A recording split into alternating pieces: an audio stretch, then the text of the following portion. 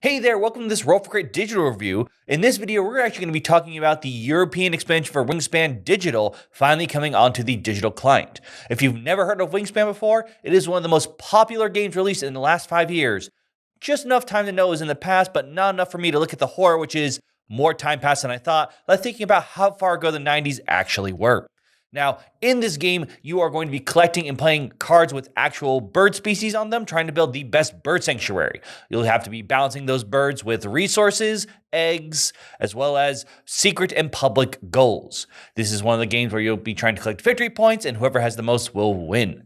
Now, the physical one has the base game as well as 2 major expansions, one of them being the European one. This is the first time the European one has appeared in the digital client, so I'll be mostly talking about that as well as my thoughts now comparing the digital versus physical in case you haven't watched any of the other hundreds of videos we've released about Wingspan. For the rest of it, I'll actually be playing some gameplay of me playing the digital expansion, but don't worry, I'm still here.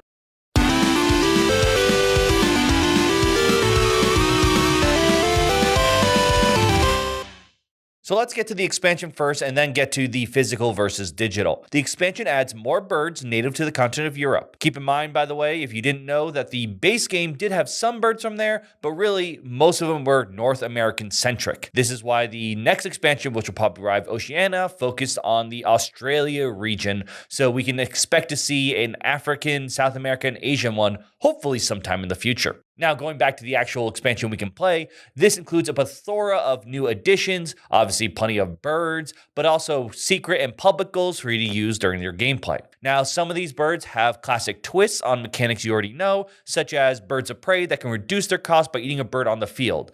Not technically a new rule, but a new way to look at it. There is a new mechanic that is interesting called end of round. These birds with this power trigger only at the end of round. Usually you play them and you try to bank up something preparing for when the end of round hits, causing it for a very strong power. These are birds obviously you want to play earlier on in the game because you'll get more triggers, hopefully, than if you played it during like the last round. While I did not do a video on the European expansion when the physical version came out, I will say I love this expansion and will almost always play with this one. To be fair, the way I play with the expansions is I don't throw them all in at once. I use them more as modules and play with either the Europe and Oceania. So it's almost a 50-50 of which one I choose. Whether Europe will still hold when the other continents are released has yet to be seen. One of the reasons I really love the European expansion is to me, it seems obvious this was their first crack at seeing, after Wingspan being already so popular, but also because it's so popular, what was powerful, what was not, what was needed, what would be interesting. So this expansion doesn't really expand in adding like 100 new keywords, which we can see in plenty of other card games. They really kept it close to the vest. And because of that, even if you play the base Wingspan, learning this new expansion is not too difficult. It still has plenty of new choices and strategies for you to do, but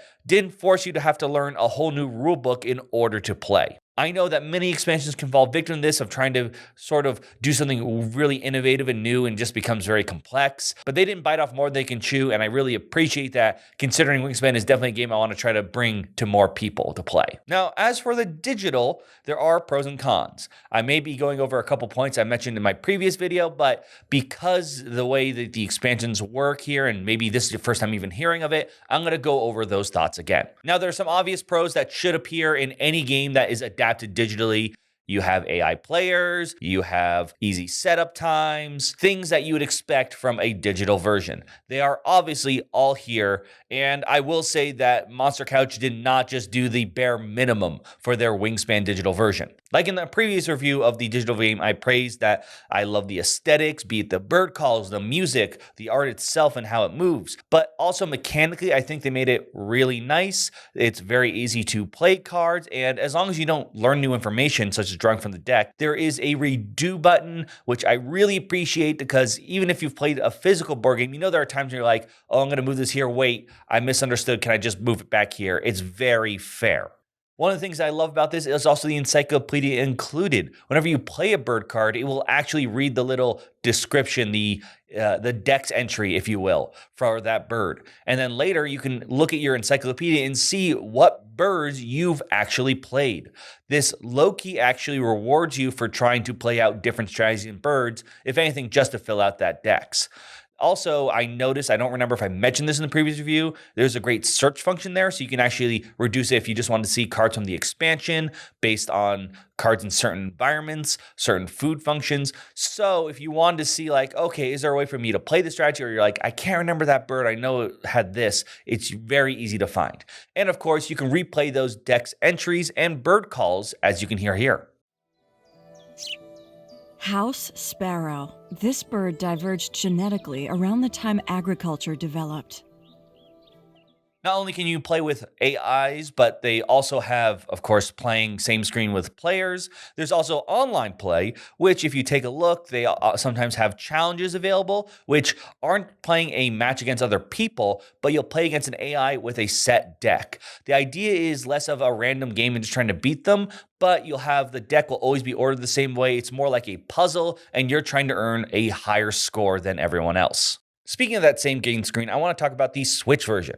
I was actually sent this code even though I usually play on Steam. And the reason I want to talk about this is one, just to show that mostly it's the same. You just move a cursor around like that. So a mouse is usually a little bit nicer, but nothing that if you're not used to video games you care about. But the other thing I want to talk about that's really nice about the Switch version is if you're playing portable, like I am here right now, when you actually start a game, so showing it up here, usually I had screen capture, but I really want to show the physicality of this. That when you go through and play, so let's say this person, I'm not actually paying attention too much right now. They'll keep that bird and those resources. So pressing buttons to finish. Yeah, we'll keep that goal. It's there. The bot went, sorry. All right, so it actually shows the next person. So this way, because it's portable, you can pass it to another player, therefore not revealing hands and what cards are kept, which I really appreciate because this way you can still play digitally without having to be like, all right, no one look at the TV screen while I'm playing. You can literally just pass around the Switch console. Now, yes, I know you probably could implement that with a tablet or iPad for any of the PC versions, but I don't have that. I have a Switch. I happen to like a Switch. And in particular, I think more people will probably have a Switch now after playing so much Animal Crossing over the last few years. At the very least, this should make Piper fans really happy to be able to play a game with lots of birds. Now, of course, even though I love a lot about Wingspan and the digital version, there are some things that I have problems with. And yes, I know I'm going to complain about some things which may not exist anymore, depending on if they patch it or not. That's another one of the pros. They can fix their problems. But as of now, they're still there, so I'm going to complain about it, so there's at least something negative I have to say. Anyways, the first thing I really want to talk about is game customization. Yes, you can actually customize quite a bit before you start the game, be it which expansions you use. You can even take out the core, even though it doesn't let you do that, so I assume that's for maybe future proofing, as well as, of course, choosing AIs or people or which scoreboard to use. But one of the things I would really love to see here is, first off, I would like to be able to maybe choose which public goals I'm using. The reason behind this is sometimes when I'm playing actual Wingspan, I like to choose certain goals in certain places that either are more synergistic or change the way people play, or if I want to just use specifically, for example, expansion goals. At the same time, because I've heard this before with Wingspan, certain cards seem stronger than others, and there already is the encyclopedia. It could be nice if there's a way that you could take out certain cards to be like, all right, we're going to make sure there's no crows, for example, because we don't like how they affect the gameplay. Now, I know this is a bit of an ask. It seems like a bit much, but because they've done so much other great stuff with this, I think this is still within the realms of what they could add to the game. I think this would be a great update, allowing more customization to the games. The other problem that should be mentioned is less of an issue and more of something that you have to realize. There are two ways that games can become digital. The way Wingspan does it is it's specifically designed just for Wingspan in mind. That's why they're able to do so much of the things that I love about it, the encyclopedia, the sounds and music. The other way is more of like Board Game Arena, where the game is on there and you're almost playing a simulation of the board game, literally picking up cards and dropping them. So the difference being you usually have a larger catalog of games games when you do the board game arena style. This one is more rewarding if you focus in on the game. That just means you need to be more of a fan of Wingspan and not just trying to play as many different games as possible. But like I said, I think they didn't do the bare minimum. They went above and beyond with everything here. Just as I said in the original digital version, I think Monster Couch did a great job here, and I cannot wait, of course, for when they add the Oceania expansion and any other expansions, including when Stonemaier finally caves into my demand and adding extinct birds. They are important, and just because they're not here now doesn't mean that they don't deserve to be on our tabletop. I hope you enjoyed watching this review for Wingspan Digital, and if you haven't played any Wingspan at all, I highly recommend the digital version because one, you can actually just try it out on yourself with some AIs, and two, if you have something, either a tablet or a Switch around, it's very easy to play it with other people, passing the game around. Of course, all the bird calls and art really is sticking up to the Wingspan legacy. You can let me know if you prefer to play digital or physical. Do you have both? Let me know in those comments down below. And of course, let me know which extinct bird they need to add next, because those are very important. Till then, I'm Will, and this has been a Roll for Crit.